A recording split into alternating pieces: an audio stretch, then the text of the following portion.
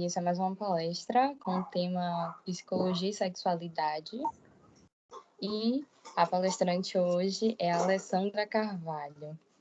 Ela é mestranda em Educação Tecnológica, especialista em Psicoterapia Psicanalítica, Sexualidade Humana e Neuropsicologia. E ela é membro da CRESEX também. Passo a palavra para você, Alessandra. Olá, muito boa tarde para vocês. Eu fico muito feliz com o convite, fiquei muito satisfeita quando as meninas do CRESEX me indicaram para falar com vocês, porque é uma paixão, né, dar aulas, e eu fico muito feliz sempre que tenho essa oportunidade. Já me apresentaram, né? Meu nome é Alessandra, eu venho desenvolvendo trabalho muito voltado para essa questão da sexualidade, né? O meu tema do mestrado tem a ver com o feminino e com a valorização, né? Dessa questão do gênero e dentro da sociedade e dentro do contexto educacional também. Eu acho que é importante a gente sempre entender a sociedade considerando essas variabilidades que acontecem, e para vocês, eu imagino que todos são estudantes de psicologia, mais do que ninguém precisam aprofundar um pouquinho nessa questão. Eu não sei como que é a grade curricular de vocês, na maioria dos cursos de psicologia a gente não tem uma disciplina específica sobre sexualidade. Tem algumas aulas quando se trata de alguma abordagem, né, principalmente a psicanálise, que vai mais a fundo nessa questão, mas é importante entender que a sexualidade é um tema complexo e é um tema que requer realmente um olhar mais caprichoso para ela, porque é algo que permeia a nossa vida desde o nascimento. O nosso nascimento acontece por conta de um ato sexual de alguma maneira, e desde que nós nos entendemos como indivíduos, desde que temos a nossa energia libidinal, né, circulando ali no nosso corpo, e o erotismo acontecendo em suas diversas manifestações, a gente já está falando de sexualidade. E aí, eu gostaria muito de, primeiro, fazer alguns avisos, né? Não estou olhando o chat, então quem quiser falar pode abrir o áudio e falar livremente, não me incomoda. Se houver alguma dúvida, podem falar durante a minha fala, não tem problema. E eu também gostaria que vocês, nos momentos que a gente precisar, que vocês participassem, né? Que tirassem as dúvidas, que realmente interagissem, porque eu acho que é nessa interação que a gente constrói conhecimento. Então, eu gostaria de começar perguntando para vocês. Vocês se sentem preparados para abordar a queixa sexual? Né? 3, 2, 1. Eu acredito que pelo silêncio, né? Não deve ter muita gente se sentindo Eu preparada. queria, doutora Alessandra, Pois não? boa tarde a todas e todos. Desculpa de estar falando deitada, gente, é porque eu estou morta de cansada. Eu saí de uma reunião muito cansativa hoje, ainda nem almocei. Uhum. Eu só queria me apresentar também e comentar sobre a sua pergunta. Para quem não me conhece, né, meu nome é Lana Larra, sou travesti, ativista LGBTI+, transfeminista, preta, né, periférica. E quando a gente fala sobre a questão de sexualidade, as pessoas têm a mania de logo falar que a população é LGBTI+. E sexualidade não é só sobre a população LGBTI+. Falar sobre sexualidade é até necessário para que não exista até mesmo abusos sexuais de crianças e adolescentes. Falar sobre sexualidade evita que as meninas engravidem muito cedo. Falar sobre sexualidade evita doenças sexualmente transmissíveis. Falar sobre sexualidade é falar sobre respeito e dignidade de sobrevivência das pessoas que vivem essa sexualidade, independente de homem, de mulher, de LGBTI. Então, acho que é necessário a gente falar sexualidade não só nos espaços acadêmicos, mas também nas escolas secundaristas do ensino fundamental ou ensino médio, sabendo a necessidade de falar desde a adolescência as pessoas conhecerem essa sexualidade, essa diversidade de sexualidades. Muito obrigada pela sua contribuição, eu acho extremamente pertinente, porque é exatamente essa mensagem que eu venho trazer hoje, né? Quando a gente fala de sexualidade, é entender a sexualidade como parte fundamental da existência humana, independente de gênero, de classe social, de nacionalidade, ou qualquer outra característica aí que queiram destacar. É claro que você tem mais lugar de fala do que eu, né? Porque eu não pertenço, pelo menos neste momento, à comunidade LGBTQIA+. Porém, né, a gente nunca sabe o dia de amanhã, né? E a sexualidade é fluida, ela se manifesta. Então, neste momento, eu peço licença para poder continuar falando, né? Inclusive, trazer conceitos básicos que eu penso que nem todo mundo tem entendimento, e o que a gente encontra, por exemplo, no meu consultório, eu trabalho com mais 10 psicólogos, né? Nós somos uma clínica grande. Nem todos os 10 psicólogos estão habilitados, de fato, para trabalhar a questão da queixa sexual, exatamente porque vem com as suas formações permeadas de preconceitos, permeadas de questões pré-estabelecidas, de questões culturais, familiares, ou trazidas pela própria formação acadêmica, e que isso, inevitavelmente, fica entremeada nas intervenções que são feitas por esses profissionais. Então, professora, com licença. Desculpa, pensei que tinha encerrado a fala. Pode falar. Pronto, então, não, eu ainda não tenho muita experiência, estou começando o curso de psicologia, mas em outra área, né, que é a enfermagem, eu também percebo muita dificuldade de muitos profissionais ainda de falar sobre isso. E essa é uma pergunta de extrema importância, né? Porque a gente precisa falar sobre sexualidade, mas eu acho que também acaba puxando uma outra pergunta. Se vamos falar de sexualidade, será que estaremos falando ou estamos falando da forma mais apropriada? Como seria essa forma? Exatamente. E é importante a gente, inclusive, reconhecer os limites, né? Que é uma pergunta engraçada quando a gente faz, mas que é totalmente real, né? Quando alguém te fala sobre sexualidade no consultório, você encaminha ou acolhe, né? Você encaminha ou recebe essa queixa para trabalhar com ela?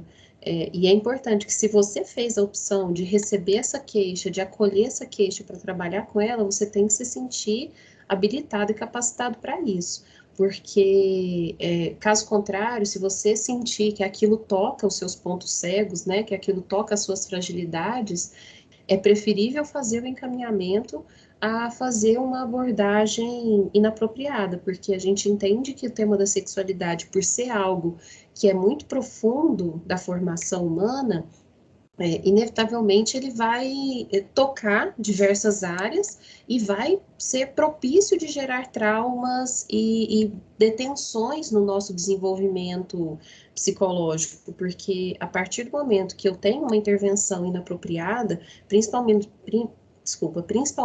vindo de uma figura de poder como é o psicólogo dentro do consultório, aquilo pode gerar um estrago tremendo na vida da pessoa. Então, é necessário a gente entender a responsabilidade que está nas nossas mãos. Por isso que eu trouxe aqui, né, essa carinha toda pensativa, assim, né, exatamente para a gente se refletir, né, e se questionar, como é que está isso para nós? Eu me sinto confortável para trabalhar a queixa sexual? E aí, o que vem, né, associado a essa queixa?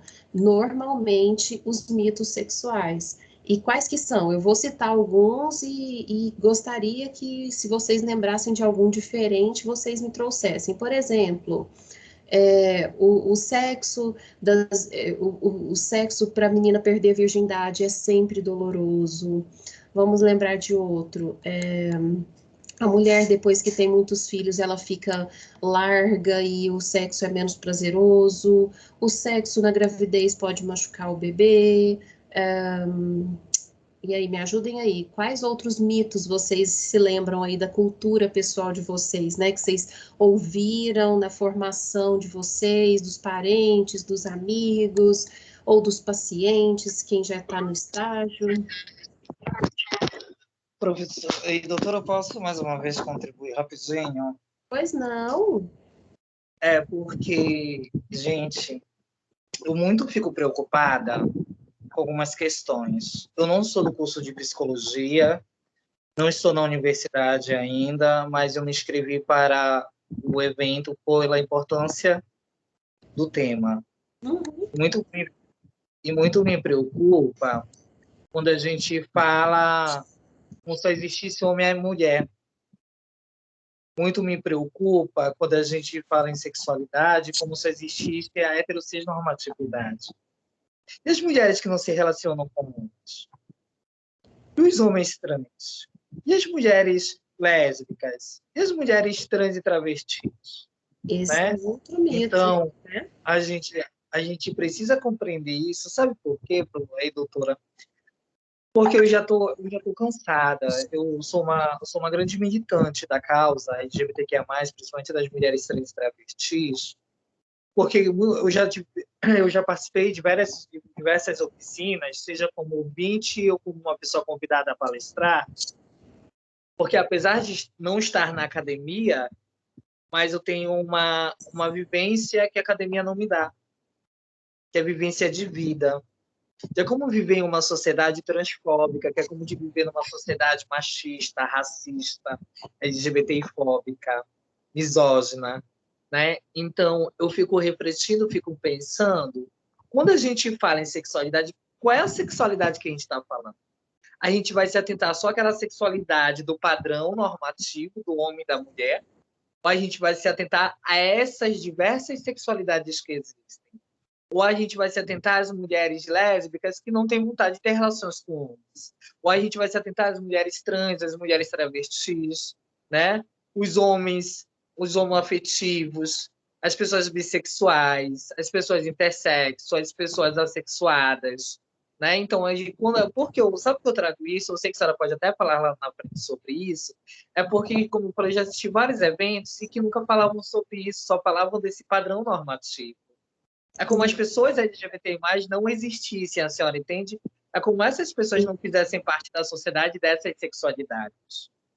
Aqui, realmente, a nossa intenção é não fazer essa distinção, né? Porque nós entendemos aqui que a sexualidade, ela permeia a vida de todas as pessoas, independente da sua orientação sexual, da sua identidade sexual, do seu sexo biológico. A sexualidade, ela existe e ela está em nós. Então, aqui, nós estamos falando, às vezes eu posso até incorrer em algum vício de linguagem, né?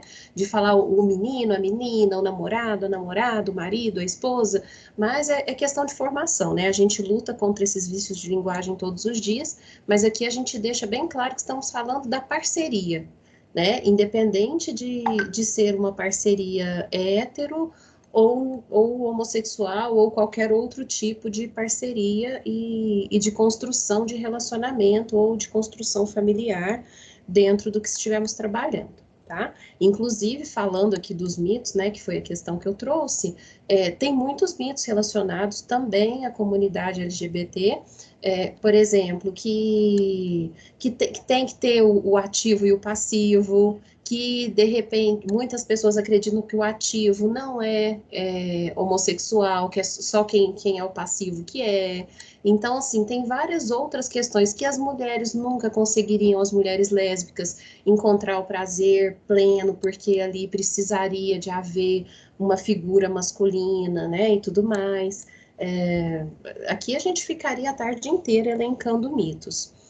E qual que é o objetivo de trazer essa temática dos mitos sexuais para cá? Porque usando o linguajar de quem trabalha com a TCC, né, são crenças limitantes, e na psicanálise a gente fala de fantasias inconscientes, né? Então, assim, são realmente essas fantasias inconscientes, essas questões que se formaram lá na origem da nossa personalidade, do nosso mundo psíquico, que vão muitas vezes nortear a forma como a gente se coloca no mundo, a forma como a gente se relaciona e como a gente compreende o relacionamento do outro.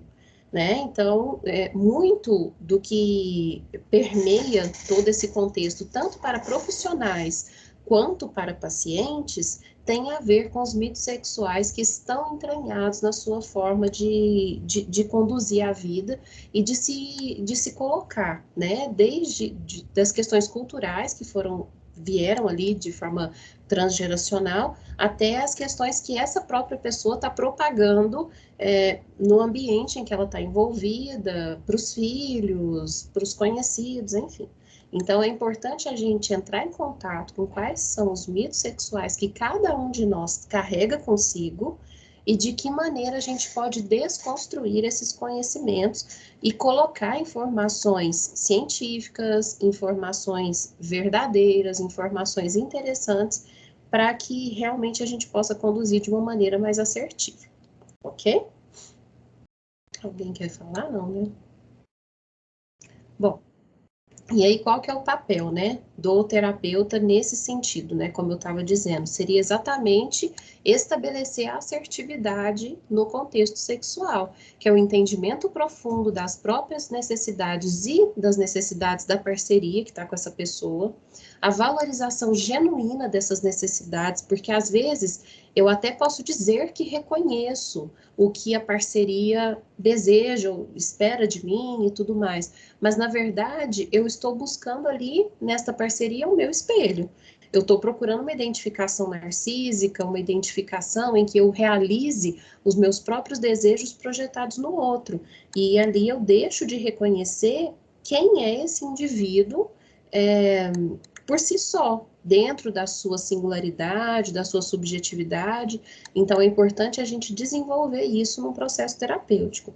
Além disso, a modificação de crenças que mantém o comportamento sexual não orientado à satisfação, né, que por isso que eu trouxe a questão dos mitos, né, os comportamentos, trabalhar os comportamentos no sentido do que gera prazer para ambos, né, o prazer precisa ser do casal e não só de um ou de outro dos parceiros, a negociação e a solução de problemas, porque sempre que a gente fala em sexualidade, a partir do momento que essa sexualidade saiu do meu universo pessoal e passou a requerer a participação de uma ou mais pessoas para que possa haver a minha satisfação, né? Porque ali a gente está pensando em casais monogâmicos ou nos casais não monogâmicos, enfim. A partir do momento que envolve uma segunda ou mais pessoas, a gente precisa trabalhar a negociação e solução de problemas e para que as pessoas também se tornem menos vulneráveis. Principalmente aí nesse sentido a população LGBTQIA+, porque muitas vezes o que a gente percebe? Por conta dos estereótipos, do preconceito, de tudo que essa população passa e sofre durante toda a sua formação, muitas vezes criam muitas feridas ali naquele mundo mental, geram uma vulnerabilidade, né? Então, a partir do momento que a gente consegue ajudar essas pessoas a compreender esse cenário em que elas estão envolvidas, que nós vivemos de milênios de patriarcado, de milênios de uma sociedade que infelizmente carrega consigo ainda as marcas de uma dominação masculina, predominante, que isso vai trazer ali uma série de consequências no nosso tecido social, né? Vai puxar alguns fios dessa trama e vai estragar um pouco a possibilidade, né? O devir desse tecido social. Então, é importante que a gente trabalhe isso para que haja menos vulnerabilidades. Mesmo que a sociedade ainda seja marcada por essas questões, nós, como profissionais, né, cabe ao profissional da psicologia, ao profissional da psiquiatria, da saúde mental, da enfermagem, qualquer que seja o profissional que esteja trabalhando com a sexualidade, ajudar as pessoas a realmente trabalhar esses pontos vulneráveis, para que elas possam se inserir na sociedade de uma maneira mais segura e realmente se sentirem eficazes, né, e podendo contribuir com a comunidade em que elas estão inseridas. Aí, rapidamente, né, para quem não tem o domínio do assunto, né, longe de querer dar um curso aqui de diversidade sexual e de gênero para vocês, Eu vou só trabalhar alguns termos básicos exatamente para sanar aquela lacuna que a colega trouxe agora há pouco, né? Esse bonequinho, inclusive, já está desatualizado, mas como é o que que eu tinha em mãos no momento, eu teria que fabricar outro, não daria tempo. Então, a gente traz esse, mas já com a ressalva de que existe um espectro gigante de nomenclaturas e de categorizações ali dentro dessas básicas que eu coloquei. Mas é que pensando numa aula introdutória, né, numa troca de ideias, a gente precisa trazer os conceitos mais gerais. Então, a gente tem que tratar principalmente de diferenciar identidade de gênero, expressão de gênero, sexo biológico e orientação sexual, para que a gente possa seguir adiante sem complicações nesse sentido. O sexo biológico é basicamente aquele que a gente nasce com, né? Então, a gente pode ser fêmea, macho ou intersexo, né? De acordo com a questão do fenótipo mesmo, é uma questão genética. Orientação sexual, se a gente olhar lá no bonequinho, a orientação sexual é a do coraçãozinho, né? Então, eu gosto de colocar essas associações para ficar mais fácil de lembrar, né? Para quem não tem o domínio. A orientação é aquela para o qual o meu sentimento se direciona, né? Então, eu posso ser heterossexual, bissexual, assexual, pansexual, homossexual, e dali por diante, né? A gente desfia um rosário aqui de nomes que dá para colocar e de diversas orientações, porque o amor é polivalente, né? O interesse é polivalente, então aqui a gente colocou só as nomenclaturas mais clássicas, vamos dizer assim. Aí depois vem a identidade de gênero, que lá na nossa figura, ó, é a do cérebro, né?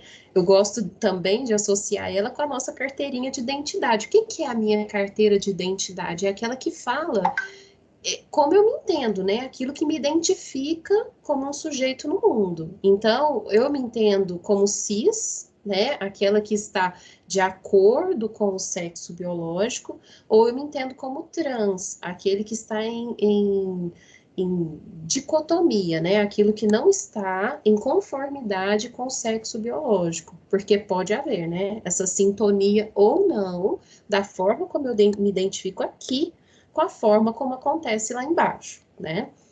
E aí existem homem cis, homem trans, mulher cis, mulher trans, né? E daí a gente também desfia o rosário para as 1000 formas de entender essa questão. A expressão do gênero, ela vem de acordo com a forma como eu expresso as minhas características de gênero para a sociedade. Alguém ia falar algo? Desculpa.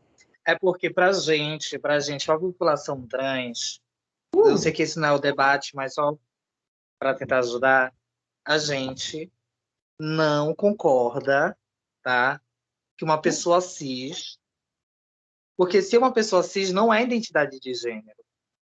É como o sistema estivesse roubando a nossa real identidade de gênero. Então, para nós mulheres trans, homens trans e travestis, a gente não aceita, não vê, a gente não consegue, né, entender que um homem cis ou uma mulher cis seja identidade de gênero. Né? A gente consegue ver essas pessoas como orientação, não como identidade. Só Então, para... são divergências, né? São conceitos. Aí, assim, cada autor, e aí dentro da comunidade LGBT há uma visão, e mesmo dentro dela há divergências e caminhos, mas como você mesmo colocou, né? Hoje aqui não é esse o debate. Eu não me lembro o nome do autor agora, nesse momento que eu baseei essa apresentação, mas eu peguei de autores clássicos, né? Então, assim, pode ser, como essas coisas mudam muito, pode ser que esteja defasado o conceito, mas a gente tenta, como eu te disse, fazer o melhor que é possível, né? Dentro do que a gente consegue, e entendendo, como eu disse desde o início, que cada um tem suas limitações, né? Talvez essa seja uma das minhas limitações no momento. porque apesar da gente fazer o nosso melhor, né, só quem está dentro da comunidade para entender realmente a dimensão das coisas.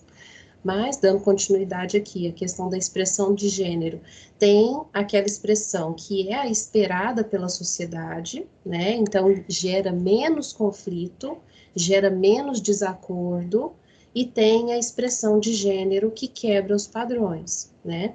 Então, nós vamos ter meninas que se vestem e que se expressam como meninos e vice-versa. Tem a pessoa que é um estilo mais andrógeno, aquele que não consegue, não se expressa de nenhum gênero definido, e aí isso quebra com padrões sociais, e toda vez que a gente quebra, né, que faz a ruptura com padrões sociais, com padrões pré-estabelecidos, acaba acontecendo conflito, porque a sociedade tenta, né, vamos lembrar lá do Foucault, né, do vigiar e punir, o quanto que a sociedade tenta enquadrar as pessoas dentro de determinados padrões, e sempre que alguém está ali destoando daquele padrão, a sociedade funciona como uma massa que vigia e pune aqueles que estão destoando, né? Então, sempre que a gente lembrar da comunidade LGBT e até que a gente saia desse padrão de patriarcado que nós vivemos, a gente vai lidar com quebras de padrão e aí, com certeza, com conflitos, com questões culturais e com questões sociais, né? Mas aí, dadas esses conceitos iniciais, só para a gente não ter muita confusão, né, nesse sentido, e feitas as ressalvas, vamos lembrar agora que a sexualidade é um conceito realmente pluricausal, né? Ele é multifatorial. Então, a gente está envolvido ali na questão da sexualidade, não só a reprodução, mas o prazer, a amizade entre os parceiros, a questão do próprio gênero, né? E como que essas questões de gênero são colocadas nesse relacionamento, o amor propriamente dito, e as várias formas de amar, né? Porque não existe um único amor, e longe de nós aqui querer padronizar o amor romântico, né? Existem outros 1000 amores ali que estão envolvidos, as práticas sexuais propriamente ditas, a orientação sexual dos parceiros e o afeto, os vários afetos, né, que estão envolvidos, que vão para além da questão única do amor. Então, lembrando ali, né, que sexualidade, como é que a gente vai definir isso? Segundo Abramovay, né, eu sempre erro esse nome, um conceito em disputa, né, como estou falando desde o início. Então, é um conceito que uns entendem de uma forma, outros entendem de outra, e é uma disputa histórica, né? O tempo todo a questão da sexualidade vem sendo colocada à tona, debatida e sendo apropriada por esse ou por aquele grupo que se sente na condição de defini-la, né? Então, a gente ainda não tem uma questão pacificada nesse sentido. A depender do autor, do olhar informado, da área de conhecimento, dos atores em suas vivências e ideários, né? E uma das dimensões do ser humano que envolvem gênero, identidade sexual, orientação sexual, erotismo, envolvimento emocional, amor, reprodução, é experimentada ou expressa em pensamentos, fantasias, desejos, crenças, atitudes, valores, atividades, práticas, papéis e relacionamentos. Envolve, além do nosso corpo, a nossa história, os nossos costumes, as nossas relações afetivas e a nossa cultura, né? Então, como vocês podem ver, sexualidade é um conceito complexo e, de forma alguma, dá para a gente reduzir ela ao mero erotismo e ao mero ato sexual, né? Daqui, se vocês levarem esse conceito para a vida, para mim já está valendo, né? Para a carreira de vocês, para a atuação profissional de vocês, para mim já está valendo muito, porque na maioria das pessoas reduz a sexualidade à questão do erotismo, do sexo erótico e do ato sexual, tá? A sexualidade é uma dimensão ontológica, né, ou seja, essencialmente humana, é aquilo que é próprio do humano, cujas significações e vivências são determinadas pela natureza, pela subjetividade de cada ser humano e, sobretudo, pela cultura, num processo histórico e dialético, né? O que são esses processos dialéticos? É que a realidade pode ser entendida de vários ângulos e que ela possui determinações, né? Então, tudo na vida tem suas determinações e suas sobredeterminações. Então, a sexualidade está determinada pelas questões biológicas e sobredeterminada por isso, por aquilo outro. Então, sempre é como se fosse, todo mundo faz a associação, né, do Shrek com a cebola, né? Ou seja, a sexualidade é aquela coisa que tem várias camadas e que cada vez que você tira uma daquelas pétalas da cebola, você vai identificando uma outra camada que sobredeterminava a anterior. Então, é importante a gente entender esse movimento dialético para que a gente possa enxergá-la de maneira mais ampla. Ela não pode, pois, ser restringida à sua dimensão biológica, nem à noção de genitalidade ou de instinto, ou mesmo de libido. Também não pode ser percebida como uma parte do corpo. Ela é, pelo contrário, uma energia vital da subjetividade da cultura, que deve ser compreendida em sua totalidade e globalidade como uma construção social que é condicionada pelos diferentes momentos históricos, econômicos, políticos e sociais. Tem um autor, um sociólogo, chamado Pierre Bourdieu, ele fala muito dessa questão, né, do capital cultural que a gente carrega, né, não só porque o Marx fala muito do capital econômico, né, e o Bourdieu fala do capital cultural. Então, para cada sociedade tem uma regra do jogo específica, né, tem hábitos, uma forma de se colocar, e cada sociedade vai colocar regras diferentes, né? E cada população, cada região vai ter o seu capital cultural diferente em relação à sexualidade. É importante que a gente entenda isso. Que falar de sexualidade no Brasil é diferente de falar de sexualidade, sei lá, nos Estados Unidos, que é diferente de falar de sexualidade no Japão, que é diferente de falar de sexualidade, sei lá, na Noruega, na Itália, na África, né? Enfim, cada local que a gente olhar, e mesmo dentro do Brasil a gente tem os regionalismos, né? Então, quando se fala, é diferente falar sexualidade no Nordeste, falar sexualidade no Sudeste, falar sexualidade no Norte, no Centro-Oeste, enfim. É importante, quando você estiver com uma pessoa, que você tente realmente compreender, investigar qual é o capital cultural que esta pessoa traz com ela, qual é a bagagem que ela carrega, para que você possa, de fato, entrar em contato com esse mundo e fazer uma abordagem mais completa possível. E aí, não vim dar aula de fisiologia, mas é importante a gente conhecer a fisiologia masculina e feminina. Por quê? Vou dar um exemplo simples para vocês. Eu já presenciei no consultório uma pessoa que achava que quando o parceiro fizesse a penetração, ele ia machucar o colo do útero dela, né? Ou já tive outra que achava que quando o parceiro fizesse a penetração, ele ia deslocar o DIU dela de lugar. Não tem jeito, se vocês olharem aqui onde fica o DIU, fica alojado aqui, nessa parte do fundinho do útero. A penetração acontece nessa outra região aqui da vagina. Não tem jeito, de jeito nenhum, de um parceiro chegar até o bebê, de chegar até o DIU da mulher. Então, assim, parece bobagem falar, mas todo mundo tem aula disso na escola. Tem, lá no quarto, quinto ano, a meninada toda tem uma aula ali de educação sexual básica, né? Mas será que as professoras lá do colégio estavam preparadas para tratar do tema? Né? Se vocês lembrarem da aula, se é que vocês tiveram, porque tem gente que nem teve, né? Se é que vocês tiveram, qual foi a qualidade desta aula que vocês receberam? Porque a gente vai pegar pessoas com diversos tipos de mitos sexuais, por isso que eu falei tanto, né?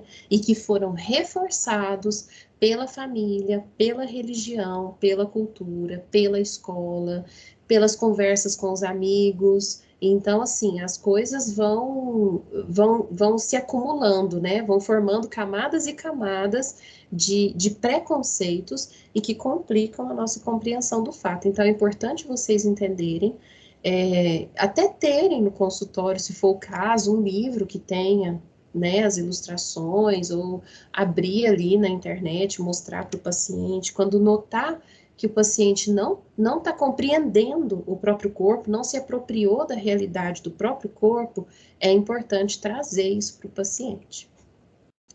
Eu sempre gosto dessa imagem específica, porque ela apresenta para a mulherada o clitóris delas, que elas não conhecem, né?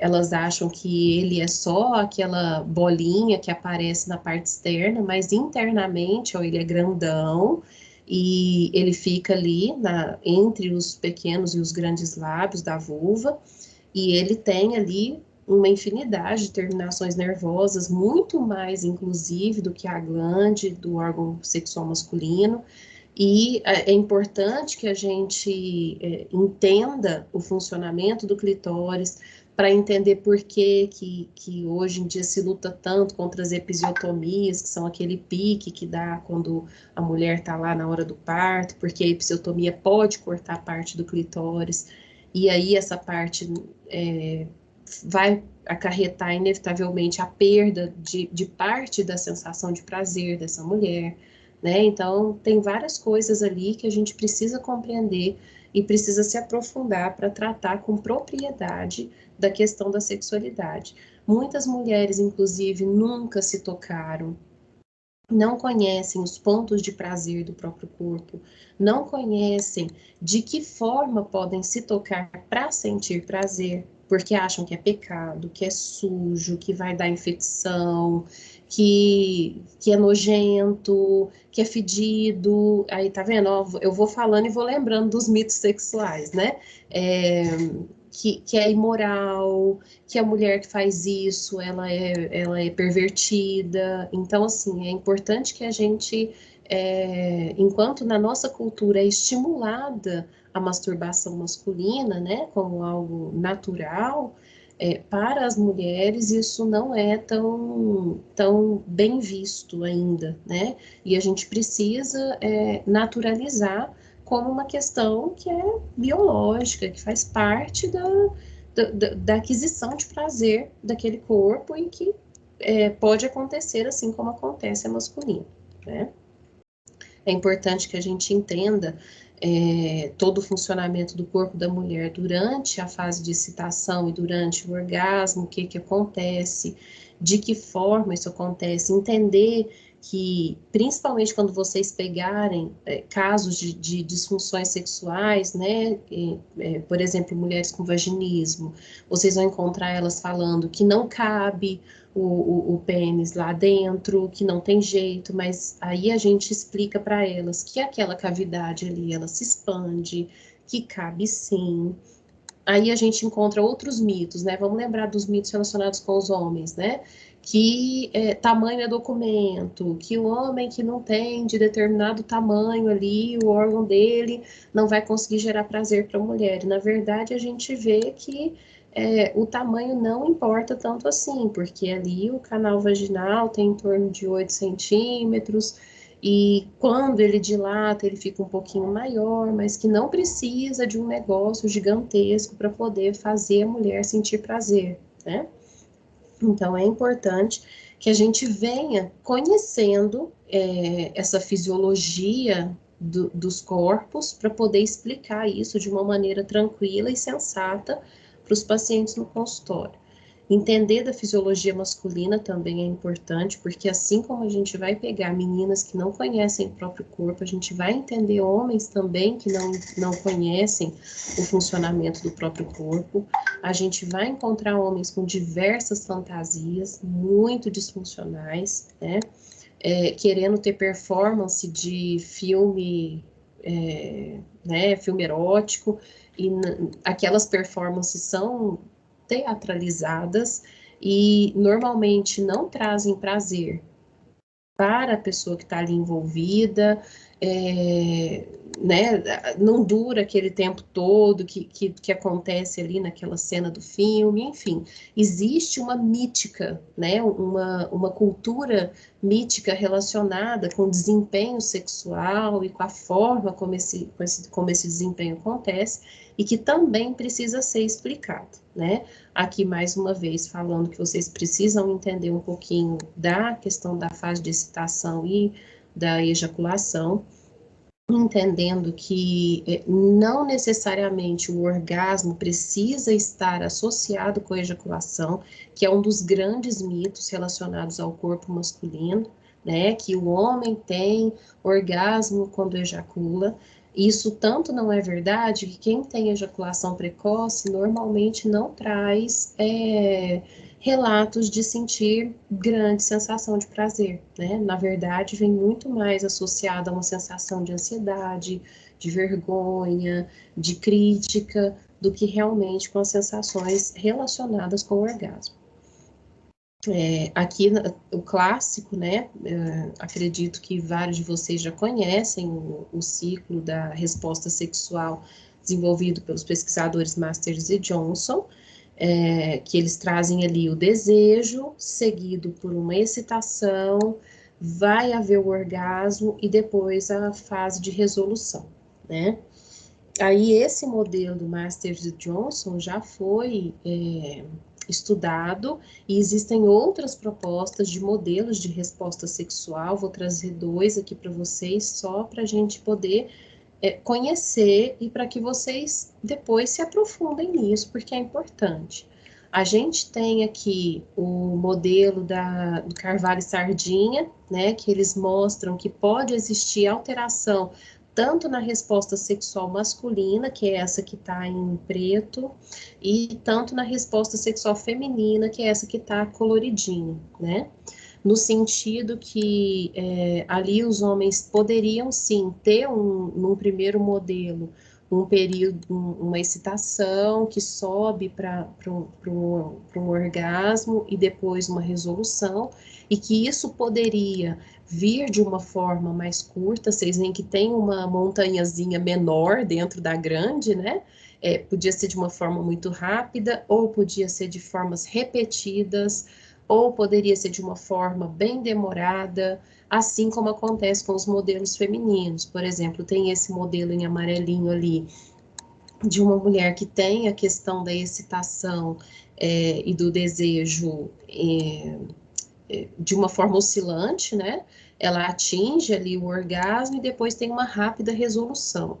Tem essa curva em vermelho, que vocês podem ver que é uma pessoa que nunca vai alcançar aqueles picos dos outros modelos, mas não quer dizer que por conta disso ela não sinta prazer. Só que ela tem uma forma particular ali, mais oscilante, de ter a manifestação do orgasmo dela.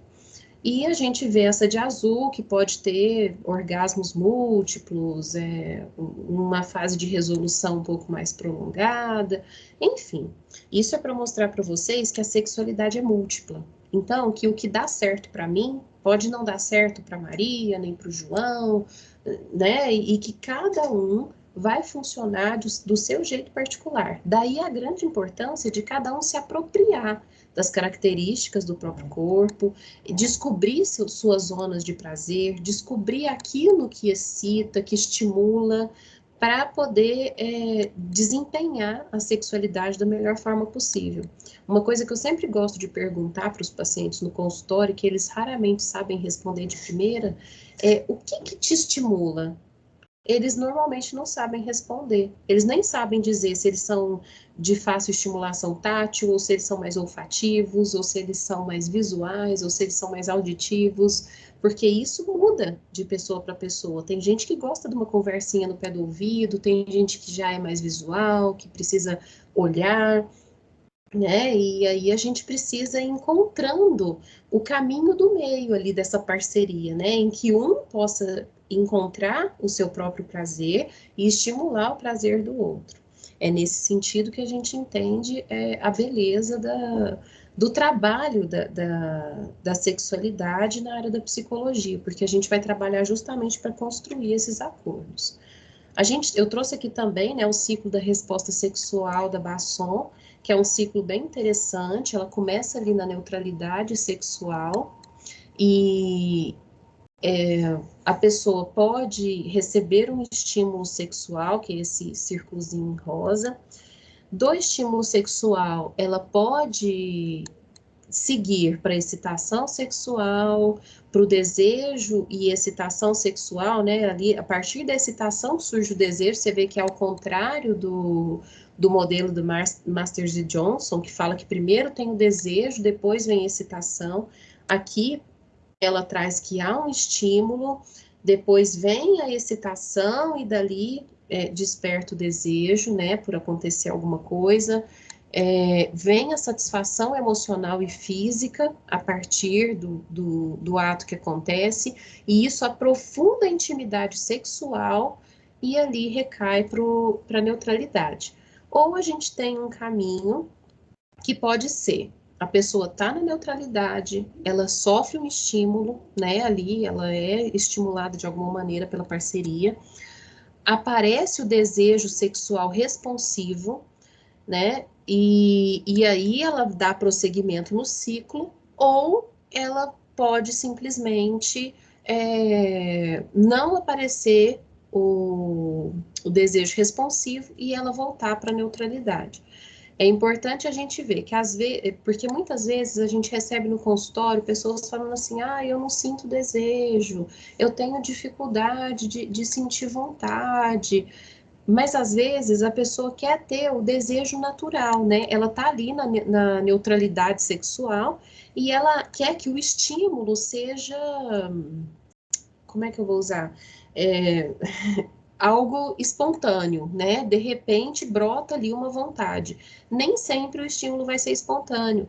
Às vezes o desejo vai ser responsivo, ou seja, ele vai vir através de uma estimulação do parceiro ou da parceira, né? Enfim, a pessoa está ali na neutralidade, ela vai ser estimulada e aí aparece, né? Então, é importante a gente trabalhar isso com os pacientes. Permita que o estímulo aconteça, porque talvez com o estímulo apareça o desejo responsivo. Isso é uma coisa importante que a gente trabalha bem na terapia, porque principalmente pessoas que têm um superego muito forte, né, uma questão restritiva, punitiva, não se permitem muito ter o desejo espontâneo, por achar que é errado, que é pecado, que é proibido, que é nojento, enfim, né, aí vem as crenças, né, os pensamentos, as fantasias inconscientes. Então, muitas vezes, o desejo responsivo, o desejo que vem através da estimulação, ele vai ter um bom resultado nesse sentido. Aí aqui, por que eu trouxe o ciclo da dor? Porque principalmente quando a gente recebe um paciente que tem uma disfunção sexual, aqui esse exemplo está direcionado para a questão do vaginismo, mas dá para a gente usar isso para qualquer outra disfunção sexual, né? Que existe ali um antecipar da dor, né? A pessoa já pensa assim, se eu fizer, vai doer. Então, ela já fica pensando que vai doer antes de acontecer. Aí, a partir do momento que ela antecipou a dor, ela tem uma reação involuntária do corpo, então existe uma contração, ou existe um movimento de repelir aquilo ali. Existe a relação dolorosa, porque se ela não está relaxada, se ela não está à vontade, se ela não está entregue para o ato, naturalmente não será prazeroso. Aí aquilo essa dor reforça, né? E ali há uma preparação do corpo para um choque doloroso mesmo, que propicia comportamentos de evitação cada vez mais intensos, e ali esse comportamento de evitação antecipa a dor nos próximos momentos. Então, a gente vai ver muitas pessoas que estão ali no consultório falando, não, eu nem quero, porque eu sei que se eu for vai doer, ou eu sei que se eu for, no caso, por exemplo, masculino, eu sei que se eu tentar, eu vou ejacular muito rápido, eu não quero passar por esse constrangimento, então eu nem vou tentar. Então, assim, é importante que a gente desconstrua esses mitos, né, esses pensamentos disfuncionais, e ajude a quebrar esse ciclo de dor, De que forma? Trabalhando nos pontos dolorosos, encontrando formas, encaminhando esse paciente para uma fisioterapia uroginecológica, ali, no caso, ou para o ginecologista, ou para o urologista, que vão fazer o acompanhamento em parceria com o nosso trabalho, para que realmente a gente encontre caminhos, tanto farmacológicos quanto terapêuticos, para ajudar esse paciente a lidar com a queixa dolorosa. Porque aí, assim, a gente rompe o ciclo de dor e a pessoa consegue ter uma relação mais plena. É importante lembrar vocês, né? Quais são as principais disfunções que a gente encontra na área da sexualidade no consultório? O vaginismo, a dispareunia, vulvodínia. No caso dos homens, é a ejaculação precoce ou a ejaculação demorada, ou disfunção erétil, né? Então, ali a gente vai encontrar esses tipos de, eu tô falando homens e mulheres, né? Nos corpos masculinos e nos corpos femininos. Porque a gente pode encontrar, por exemplo... Alessandra? Pois não? Olá. Você ainda tem 10 minutinhos para você falar, para concluir sua fala, viu? Certo. Então, assim, porque, por exemplo, se a gente encontrar, por exemplo, numa pessoa que não está ali identificada com o sexo biológico, ela pode sim apresentar algum tipo de disfunção sexual como uma resposta àquela inconformidade, né, com a questão de como ela se identifica e do que ela traz fisiologicamente no corpo dela. Aqui eu trouxe para vocês a importância da educação sexual, né? Lembrando que a educação é um processo constante de criação do conhecimento e busca da transformação e reinvenção da realidade pela ação e reflexão humana, né? E vamos lembrar do Paulo Freire, que fala que há duas espécies de educação, a dominadora e a libertadora. O nosso empenho, quando a gente fala de educação sexual, né, porque o que nós fazemos, nós psicólogos, os médicos da área que abordam essa questão da sexualidade, os enfermeiros, né, todos os profissionais que estão ali envolvidos, mesmo os professores do colégio, quando vão, professores de ciência, de biologia, quando vão dar essa aula, eles têm que se lembrar sempre dessa questão da educação que liberta. Então, de uma educação que vem sem estar permeada por esse capital cultural, por esses preconceitos que a pessoa recebeu na sua formação pessoal. A gente precisa lembrar que educar em casa, qual que é o papel dos pais? É preparar o ninho para receber esse filho, ser os principais modelos, então, dentro do possível e dentro das suas competências, serem modelos positivos para que os filhos possam se espelhar neles, ser um porto seguro para que esses filhos possam encontrar espaço de diálogo e de compreensão, e estabelecimento de limites também é importante. E qual que é o papel da escola nisso, né? Ensinar temas básicos de forma transversal a partir dos 6 anos de idade, mais ou menos, né, que aí vocês falam, nossa, mas é muito cedo, mas a gente começa a educação sexual falando de higiene, né, higiene, cuidados com o próprio corpo, e ali, conforme a idade vai passando, a gente vai aprofundando os temas até chegar na questão do ato sexual propriamente dito. Lembrando que escola não é lugar de ensinar a transar, escola é lugar de ensinar aquilo que tem associado ao ato sexual, que seria a prevenção de doenças, a prevenção de gravidez indesejada, né, a prevenção de violência sexual. Então, assim, práticas sexuais responsáveis, né, então, assim, tem vários conteúdos que podem, sim, ser trabalhados na escola. Então, ali, a escola tem o papel de promover a reflexão, oferecer ajuda sempre que necessário e reforçar as noções de limites, porque também cabe à escola esse papel. Lembrando que está lá nos parâmetros curriculares nacionais que a escola precisa trabalhar os conteúdos, lembrando que corpo é uma matriz da sexualidade, trabalhar as relações de gênero na escola, né? Então, mesmo nos conteúdos escolares, essas questões sobre os gêneros precisam ser abordadas. a prevenção de IST e o combate a preconceitos. Tudo isso faz parte da formação escolar.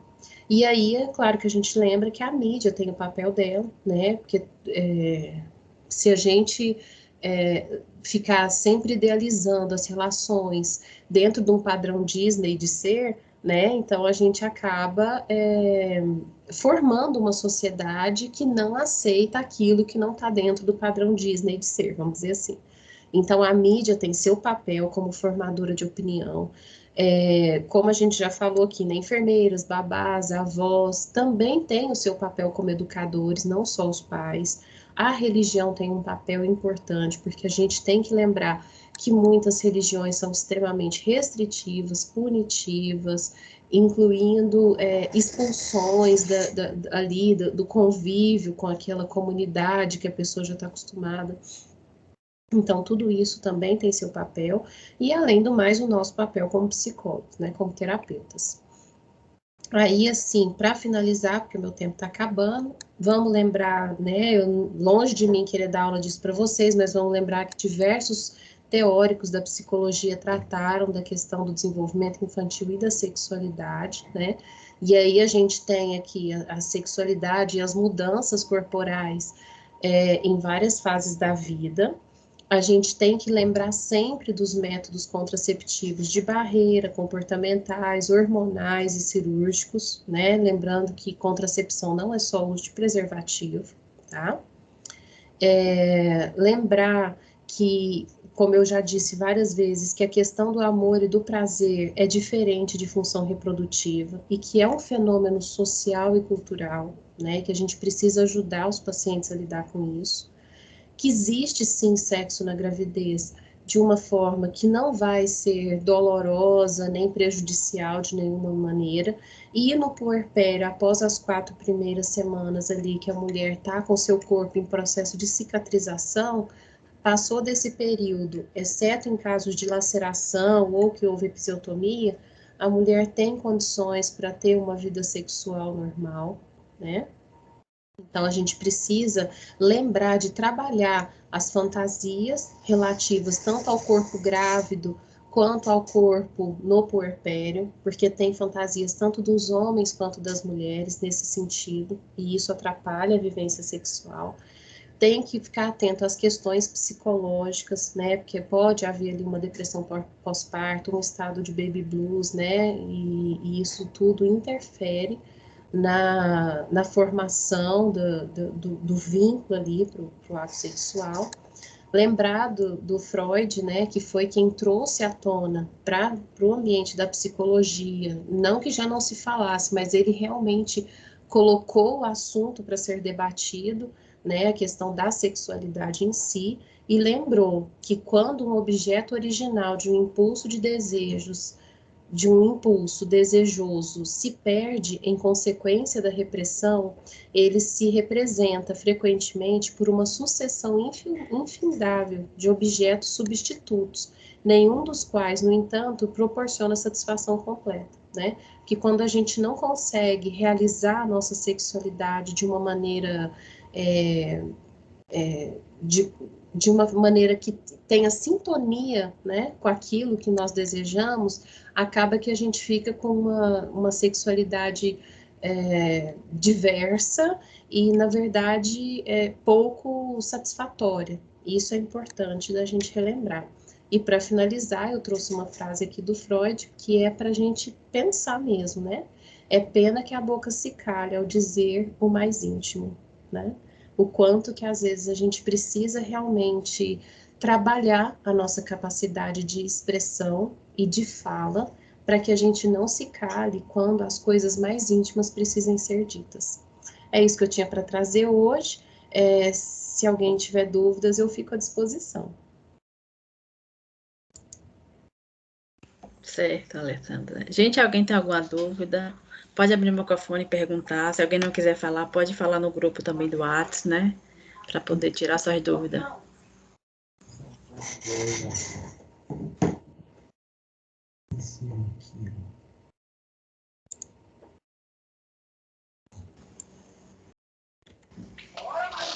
Eu acho que até agora nada. Até porque você trouxe o assunto, né? Deixa eu me apresentar. Eu sou Xerane Silva, também faço parte da equipe do NAD, né? E eu tô aqui também para auxiliar, né, Evelyn, né, nesse momento. E, e você trouxe o assunto de forma, esse assunto é bastante necessário e trouxe de forma bastante didática, né? Teve coisa até que eu não sabia, eu fiquei um pouco surpresa, mas eu achei bastante interessante. E a gente pode até pensar em outro momento trazer também sobre a orientação sexual, para diferenciar a identidade de gênero e orientação sexual, que são coisas diferentes, né? E é importante. E você trouxe isso de uma forma muito, muito didática, muito clara, bem inteligível, né? Pelo menos, eu compreendi tudo o que você trouxe. E eu achei a sua palestra bastante interessante e rica de informações. Cleonice, se você quer perguntar, pode perguntar. Sim, boa noite. Que a senhora falou com relação à dimensão, caso uterina, né, que tem mulheres que têm preocupação com o tamanho do pênis em si. Eu queria saber, porque tem mulheres que têm o útero, né, o útero raso ou o útero infantil. Como é que fica assim em relação a essa situação? Então, a questão do útero, o útero infantil, ele é pequeno, mas não quer dizer que a questão da vagina, né, do canal vaginal, tenha necessariamente alteração no seu tamanho e aquele canal se expande. Na fase de excitação, ele ganha vários centímetros ali tanto na espessura quanto na profundidade, né? Ele se expande em todas as dimensões, então ele acomoda muito bem o órgão sexual masculino sem qualquer dificuldade nesse sentido. E é claro que a gente precisa lembrar, né, que qualquer ato sexual será doloroso ou desconfortável se não houver todo um trabalho de envolvimento nesse sentido, com preliminares, né, com ações que deixem os parceiros à vontade, e que no caso, por exemplo, de um possível estreitamento que seja com o uso de lubrificantes e outros produtos, né? Existem aí algumas pomadinhas que podem ajudar nesse sentido. Tem mulheres que fazem uso até de pomada de testosterona para ajudar nessa questão da excitação e do desempenho sexual, mas tudo com recomendação médica, obviamente, exceto o lubrificante, que é de uso livre, né? O lubrificante à base de água. Então, assim, tudo isso torna o ato muito prazeroso e não tem nenhum problema nesse sentido, tá? Ok, muito obrigada. Imagina. Boa noite.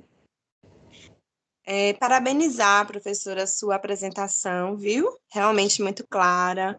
Me trouxe vários conceitos que eu também desconhecia.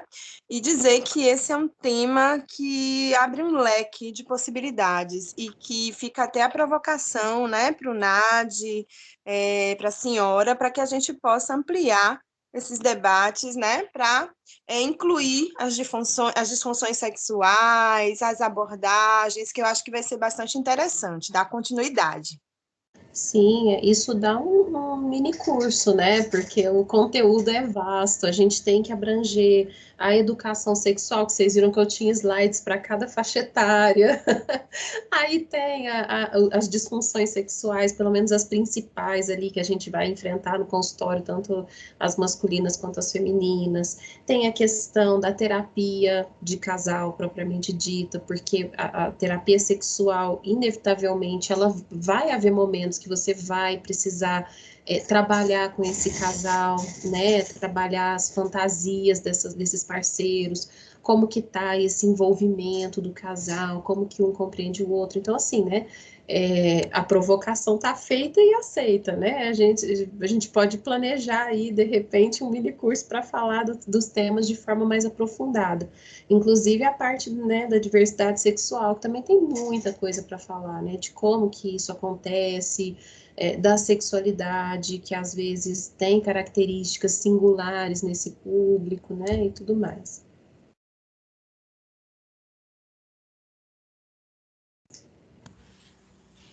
Alguém mais, gente, quer perguntar alguma coisa? Aproveitem, que até passamos do tempo, mas se alguém tiver alguma dúvida, ainda dá um tempinho. Mas vocês desculpem, gente, eu sou faladeira até. Pode me dar um espacinho que eu saio falando. Pronto, se ninguém tem nada para perguntar, gente, eu gostaria de agradecer a Alessandra, né, por você ter aceitado o convite, né, por trazer esse tema tão necessário, né, para a gente que é estudante de psicologia, que vai receber, né, essas demandas no consultório, né, na sociedade onde a gente vive, sempre a gente vai ouvir, né, pessoas trazendo essas questões, né, essas queixas, e é importante a gente já saber, né, falar um pouquinho, entender sobre o assunto. Então, eu gostaria de agradecer você ter aceitado o convite. E pessoas, né, nós vamos enviar o certificado pelo e-mail, fiquem tranquilos, né, que quem conseguiu se inscrever, que cadastrou o e-mail, vai receber por e-mail, não precisa se preocuparem. E aguardem, né, mais novidades no nosso grupo, na nossa rede social, e essa palestra gravada, quem quiser reassistir, né, vai estar no YouTube, até para você, Alessandra, se quiser rever, né, sua palestra, você pode ir lá no YouTube, no canal do NAD.Unib Salvador, você pode ir lá e você vai conseguir ter acesso a essa palestra e outras também que o NAD já proporcionou aqui. Então, muito obrigada a todos e boa noite. Obrigada, boa noite. Muito obrigada, viu, Alessandra?